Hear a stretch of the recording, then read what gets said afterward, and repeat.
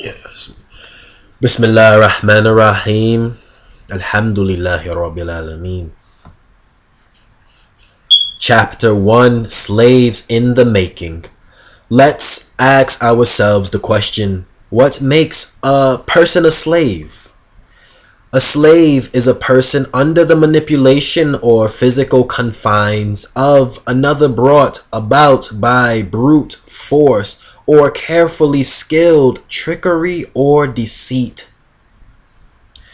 Now, Allah in His mercy, I would say, has brutefully, because we were on a brink of an utter catastrophe, and the punishment is just, but forcefully, because there is no power nor strength except by the permission and leave of Allah,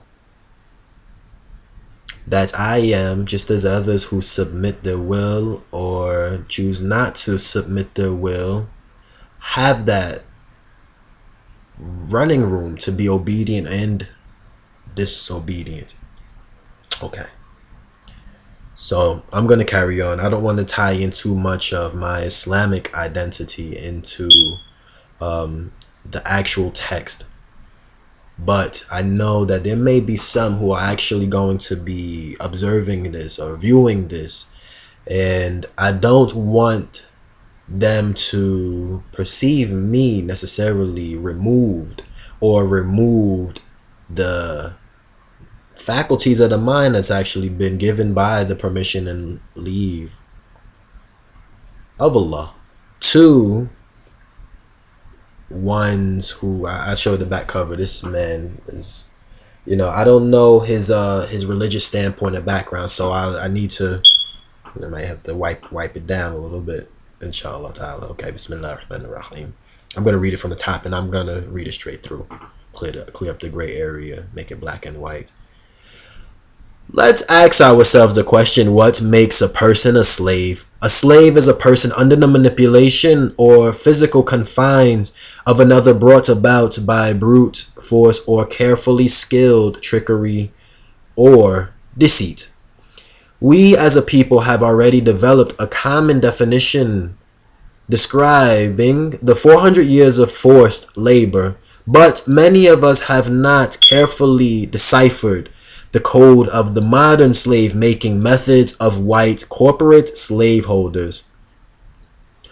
In a nutshell, a modern slave can easily be defined as person that carries in his or her mind the old ideas, plans, and will of the old traditional slave maker, even though they are no longer physically detained. Normally, this discussion would have already have ended, but due to the continued effective nature of Willie Lynch's letter, we carry on. We must carry on. As a foundation, let's examine the words of this letter. In doing so, we will get more in touch with the underlying motive behind Mr. Lynch's psychological motives in developing the method for making the black man and woman into the type of slave we are about to describe. Somewhere deep down in the mind of the white slave masters was and still is a deep fear of the people that they oppressed. Let me take the ED off of that. That they oppress.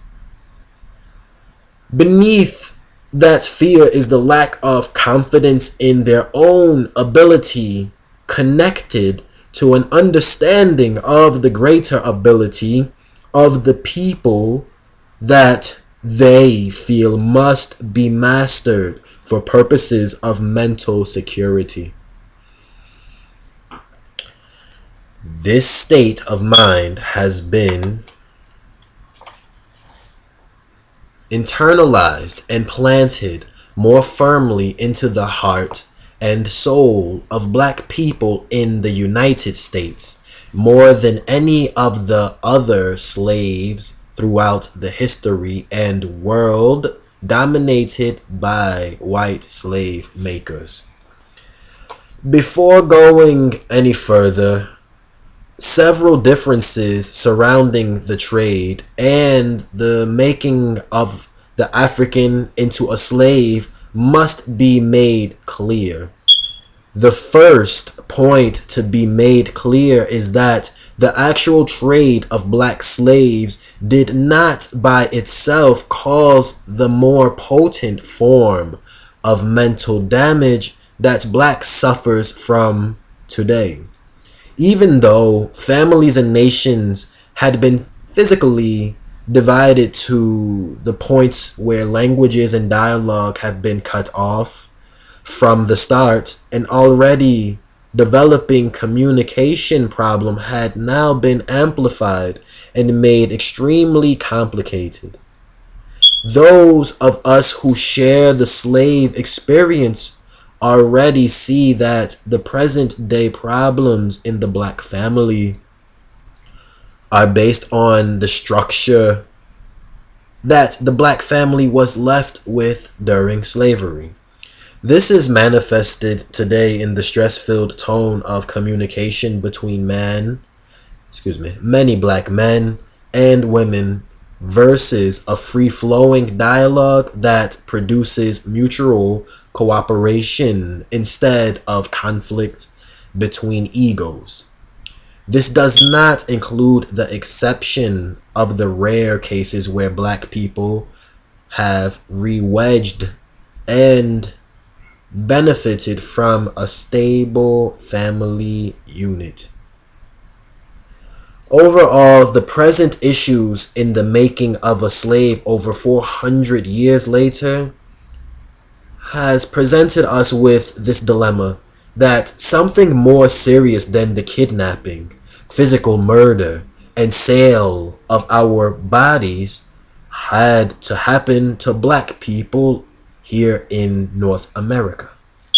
Notice that in any discipline where one may strive to obtain the level of mastery, the objective in mastering something difficult is that the subject has to become easy to master.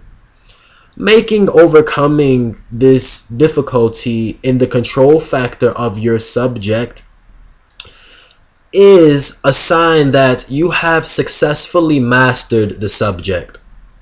During the time in history when black bodies were clothed in chains, the slave master obviously saw a flaw in his tactics of control when enforcing his barbaric practices of torture, fear, beating, and murder by example to obtain control when dealing with his Negro slaves.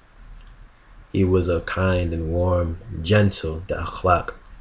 The problem described in the problem described in this book lies more along the lines of the slave master's desire to implement a more evolved type of control over his human livestock. We'll carry on.